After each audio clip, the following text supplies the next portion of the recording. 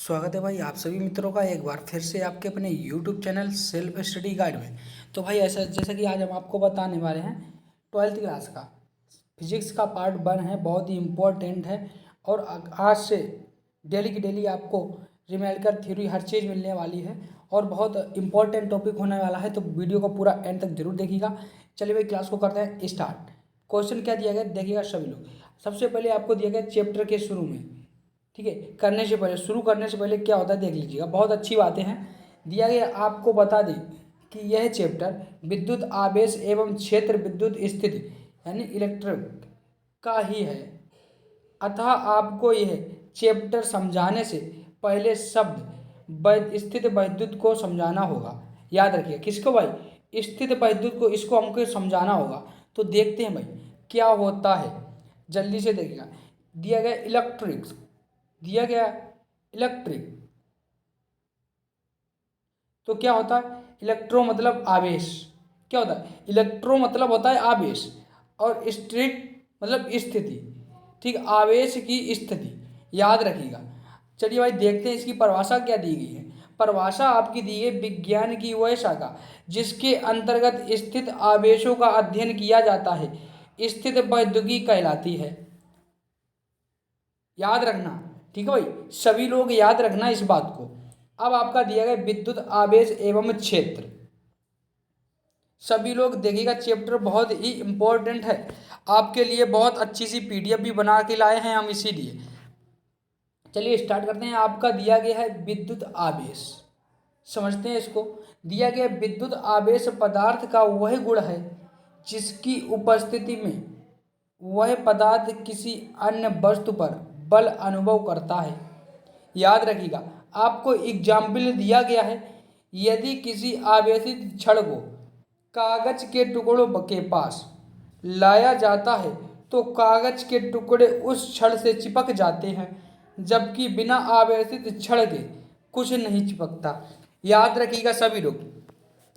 आप लोगों ने बचपन में, अभी मतलब बचपन में कभी आप बाल में अपना पेन लगाना, बालों में पेन घिस लेना और कागज के टुकड़ों पर लगाना, उसमें चिपक जाएगा, देख लेना कभी करके, ठीक है। दिया गया है आवेश कुल, विद्युत आवेश होता है, एक होता है आपका धनावेश और एक होता है आपका ऋणावेश। अब देखते हैं धनावेश और ऋणावेश भी क्या होता है, वो भी अभी देखेंगे। सबसे पहले देख लीजिए विद्युत आवेश की ईसाई इकाई कूलाम सी होती है, ठीक है, सी से प्रदर्शित करते हैं कूलाम को। दिया गया है यह एक अदिश राशि होती है। आवेश इक्वल होता है धारा गुणित समय। क्या होता है यानी कि Q इक्वल होता है I T, I into T. याद रखिएगा सभी लोग। देखिएगा नीचे आपका क्या दिया गया, दिया गया जहां आई धारा एम्पियर में, Q आपका दिया गया आवेश कूलाम में, टी आपका दिया गया समय सेकेंड में। होता है ना, Q आपका आवेश होता है, आई आपकी धारा होती है, धारा क्या होती है एम्पियर में होती है। तो याद रखना है। अभी देखिएगा एक छोटा सा न्यूमेरिकल टाइप का आपका दिया गया है। दिया गया यदि किसी तार में 4 कूलाम आवेश जो सेकेंड के लिए बहता है तो धारा का नाम क्या है, ये आपको बताना है। तो अभी आपको बताया था Q इंटू आई टी, तो I बराबर Q अपान टी होता है। याद रखिएगा I बराबर Q अपान टी होता है। अभी लिख दिया ना I बराबर Q अपान टी, तो यहीं पर निकाल दिया गया है उन्होंने। Q देखिए 4C था आपका और T था 2 सेकेंड, तो I बराबर 4/2, 2 से हमने काटा 4 को, कितना आ गया 2 आ गया।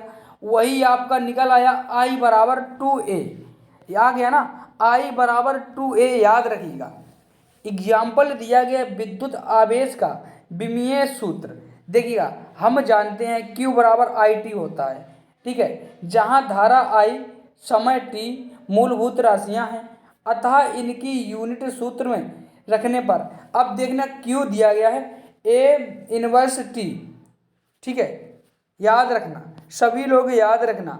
आगे आपका दिया गया आवेशन की इस विधियां क्या होती हैं देखिएगा।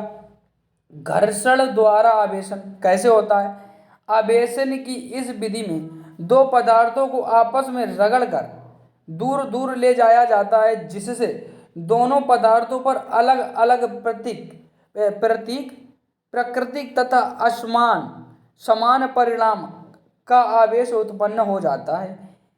किसी पदार्थ पर धनात्मक प्रकृति का आवेश उत्पन्न होगा तथा किस पर ऋणात्मक प्रकृति का पदार्थों में गुण धर्मों पर निर्भर करता है। उनके गुण धर्मों पर निर्भर करेगा कि किस में प्लस देगा और किस में माइनस। ठीक है, एग्जाम्पल आपका दिया गया है, कांच की छड़ को रेशम के कपड़े में रगड़ने पर दिया गया कांच की छड़ धनावेशित हो जाती है और रेशम का कपड़ा ऋणावेशित, याद रखना। ठीक है भाई, आगे दिया गया है सेकेंड नंबर, चालन द्वारा आवेशन कैसे होता है देखिएगा। आवेशन की इस विधि में किसी एक आवेशित वस्तु को अन्य आवेशित वस्तु से स्पर्श कराकर अनावेशित वस्तुओं को आवेशित किया जाता है। समझ गए ना। अगला दिया गया है प्रेरण द्वारा आवेशन। तो देखिएगा, यदि किसी आवेशित वस्तु को किसी आवेशित वस्तु के समीप बिना स्पर्श किए लाया जाए तो आपका दिया गया है आवेशित वस्तु की पास वाली सतह पर विपरीत प्रकृति का आवेश एवं दूर वाली सतह पर समान प्रकृति का आवेश उत्पन्न हो जाता है। इस घटना को स्थित वैद्युत प्रेरक कहते हैं भाई। सभी लोग याद रखेंगे। ठीक है भाई, सभी लोग याद रखिएगा, बहुत ही इम्पोर्टेंट चैप्टर है ये आपका। अभी देखिएगा, यहाँ दिया गया है Q बराबर डज नॉट थीटा, वही दिया गया है ना। तो याद रखिएगा, देखिए ये आपका दिया गया कि आवेशित वस्तु, कोई आवेशित वस्तु दी गई है, ये धनात्मक है। क्या भाई, ये धनात्मक वस्तु से मिलती है। और इधर क्या दिया गया है, अब इसको देखना है, ये तो धनात्मक है पर इधर का जितना है वो ऋणात्मक है और ये पूरा आपका धनात्मक है। ठीक है, तो इससे आवेशित हो रहा है, वो आवेशित हो रहा है। याद रखिएगा, दिया गया है आपका एग्जाम्पल, एक गोले को प्रेरण द्वारा धनावेशित कैसे कर सकते हैं। गोले को प्रेरण द्वारा आवेशित करने की विधि। अब देखिएगा, स्टेप 1 में क्या किया है, दिया है गोले को धनावेशित करना है, इसलिए हम सर्वप्रथम विपरीत आवेशित ऋणावेशित वस्तु गोले के पास ले जाएंगे। ठीक है, ये जो है आपका, ये ऋणावेशित छड़ है। अगर जब हम वस्तु के पास ले जाएंगे, ये अनावेशित गोला जिस पर धनावेशित करना है, इसे धनावेशित करना है और ये ऋणावेशित है। तो क्या अभी हमने आपको बताया है कि गोले को धनावेशित करना है, इसीलिए हम सर्वप्रथम विपरीत आवेशित यानी ऋणात्मक वस्तु को उसके पास ले जाएंगे। समझ में आ गई बात ना आपको। यदि याद रखना, स्टेप 2 में आपका दिया गया, जैसे ही हम ऋणावेशित छड़ को अनावेशित गोले के पास ले जाएंगे, वैसे ही प्रेरण के नियमानुसार गोले की पास वाली सतह पर धनावेशित छड़ पर उपस्थित आवेश का विपरीत तथा दूर वाली सतह का ऋणावेश आ जाएगा। याद रखना, वैसे ही ये तो भाई प्लस हो जाएगी ना इधर वाली, और इधर वाली आपकी माइनस में चली जाएगी। ये सारी की सारी प्लस हो जाएंगी और ये वाली आपकी माइनस में चली जाएंगी। याद रखिएगा, दिया गया है चूंकि अब गोले पर धनावेशित तथा ऋणावेशित दोनों हैं, जबकि हमें गोले के धनावेशित करना है, अतः हमें ऋणावेश को हटाने के लिए गोले को संपर्कित करना पड़ेगा, जिससे ऋणावेशित भूमि में चला जाएगा और धनावेशित गोले में रह जाएगा। अभी देखो हमको अब क्या करना है, अब हम आपको बताएं, ये जो हमारा गोला है, ठीक है, इसमें कुछ, ये गोले में कुछ तो प्लस हैं कुछ माइनस हैं। हमने इसको मान लिया, आधे में प्लस चल रहा आधे में माइनस। हमने माइनस से एक पॉइंट लिया और ज़मीन में कर दिया। क्या किया, ज़मीन में गाड़ दिया इसको। और जब हम इस आवेशित को यहाँ ले जाएंगे प्लस की तरफ, तो क्या होगा, जो माइनस में जितनी भी इलेक्ट्रॉन होगा, माइनस जितना भी होगा, इसमें ऋणात्मक आवेश जितने भी होंगे, वो सारे सारे ज़मीन में चले जाएंगे और ये आपका गोला पूरा जो है ये आपका धनावेशित हो जाएगा। देखिएगा, भूसंकर्पित यानी जमीन से संपर्क करने पर क्या हो जाएगा, ये भाई आपका गोला पूरा धनावेशित हो जाएगा। याद रखना, यही कहा गया है अब हमारा गोला धनावेशित हो चुका है, अतः अब हम भू संकर्पित हटा लेंगे और ऋणावेशित क्षण को भी दूर कर लेंगे। देखिए भाई वही किया है, क्योंकि जब ये पूरा गोला धनावेशित हो गया तब भाई हमें भूमि से कोई संपर्क ही नहीं, ना ही इसको हमें लगाना है, इसको भी बैक कर लेना है, इधर पीछे खींच लेना है, क्योंकि अब गोला हमारा कैसा है, धनावेशित है। याद रखिएगा कैसा है, अब गोला हमारा ये धनावेशित हो गया है। तो याद रखिएगा दिया गया है आगे, सभी लोग देखिएगा दिया गया वैद्युत आवेश के प्रकार यानी टाइप ऑफ इलेक्ट्रिक चेंज। याद रखिए धनावेशित और ऋणावेशित। तो देख लिया धनावेश दिया गया किसी वस्तु पर धनावेश उसकी सामान्य अवस्था से इलेक्ट्रॉनों की कमी के प्रदर्शित करता है, यानी जो धनावेश होता है इलेक्ट्रॉनों की कमी को प्रदर्शित करता है। बात करें ऋणावेश यानी निगेटिव चार्ज की, तो क्या हो जाएगा, किसी वस्तु पर ऋणावेश उसकी सामान्य अवस्था से इलेक्ट्रॉनों की अधिकता को प्रदर्शित करता है। याद रखिएगा भाई, ठीक है। नोट आपका दिया गया देख लीजिएगा, दिया गया सजातीय यानी समान प्रकृति के आवासों में हमेशा प्रतिकर्षण तथा विजातीय यानी विपरीत प्रकृति के आवेशों में हमेशा आकर्षण होता है। ये बात याद रखनी है आपको, बहुत इम्पोर्टेंट है। आगे आपका दिया गया विद्युत आवेश के मूलभूत गुण बताएगा। तो देखिएगा आवेश की योग्यता क्या होती है, पहले तो ये आपको देखना है। आवेश द्रव्यमान की भांति अदिश राशि होती है। विभिन्न प्रकार के आवेशों को एक साथ जोड़ने के लिए बीजगणितीय योग किया जाता है। ठीक है भाई, याद रखिएगा दिया गया माना किसी निकाय में आवेश क्रमशः -2μc +2μc +4μc उपस्थित हो तो निकाय का कुल आवेश आपको बताना है।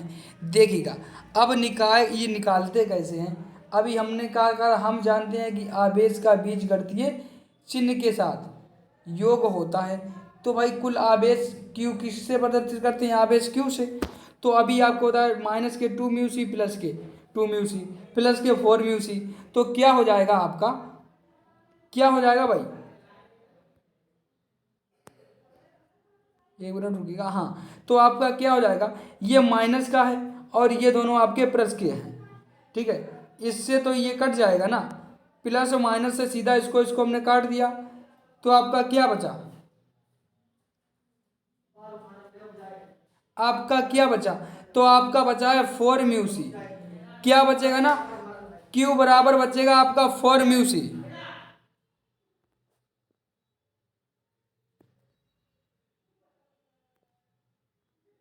याद रखिएगा दिया गया आवेश संरक्षण, क्या दिया गया, आवेश संरक्षण दिया गया प्रकृति में पाया जाने वाला कुल आवेश हमेशा संरक्षित रहता है, अर्थात आवेश को ना तो उत्पन्न किया जा सकता है और ना ही नष्ट किया जा सकता है। इसे केवल एक वस्तु से दूसरी वस्तु में स्थानांतरित किया जा सकता है। याद रखिएगा सभी लोग, क्या कहा था आपसे, आवेश संरक्षण, तो इसे हम स्थानांतरित कर सकते हैं, सभी लोग याद रखेंगे। अगला दिया गया आवेश का क्वांटिमीकरण। ठीक है, याद रखिएगा दिया गया है किसी आवेशित वस्तु पर आवेश एक न्यूनतम आवेश E के पूर्ण गुणक के रूप में ही हो सकता है, अर्थात आवेश को अनिश्चित रूप से विभाजित नहीं किया जा सकता। दिया गया अतः किसी वस्तु पर आवेश यानी Q बराबर ±NE। ठीक है, जहाँ n बराबर जैसे 1 2 3 4 ऐसे करके दिया जाता है, वहीं E दिया गया 1.67 गुणे 10⁻⁻19। याद रखिएगा, सभी लोग याद रखेंगे, सभी लोगों को याद रखना है। ये आपका एक न्यूमेरिकल टाइप एग्जाम्पल भी दिया गया है, दिया गया ना। हाँ, तो इसको बाद में करेंगे, पहले हमको क्या करना है देख लीजिएगा, पढ़ लीजिएगा इसको।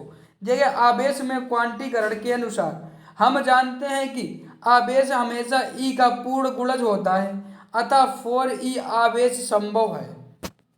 इसमें जो ये दिया गया है यानी कि 4A आवेश संभव है। अब हमको पता चल गया है ना, हाँ, तो याद रखिएगा सभी लोग।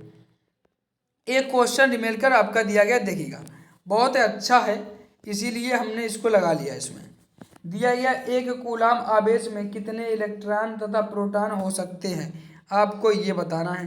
तो भाई बताइएगा, देखिएगा क्या दिया गया, अभी हमने आपको बताया था, क्या बताया था, एन बराबर क्यू अपान ई, ठीक है। तो 1 ई/1.67 गुणे 10⁻⁻19 अभी आपको किया, तो भाई सी से ये सी कट हो जाएगा, क्या बचा, ऊपर 1 बचा, नीचे आपका बचा ये, ठीक है। वही हमको क्या करना है, ये जो 10⁻⁻19 है इसको हमने ऊपर ले गए, तो नीचे कितना बचा, 1.67 बचा। अब क्या करेंगे, 10 हटा के एक 10 कम हुआ, इधर 18 बचा ना, 19 था, 18 बचा। आपका जब यहाँ से हम पॉइंट इसे ऊपर ले जाएंगे तो आपका आंसर कितना आ जाएगा, एन बराबर आ जाएगा 6.25 गुणे 10⁻18। तो भाई सभी लोग याद रखना। तो ये था आज फिजिक्स का पहला चैप्टर, बहुत ही इम्पोर्टेंट था, हैंड से बनाया था, लिख के बहुत अच्छी तरीके से। तो भाई वीडियो को पूरा एंड तक जरूर देखिएगा और चैनल पर नए हैं तो सब्सक्राइब जरूर करिएगा। Thank you.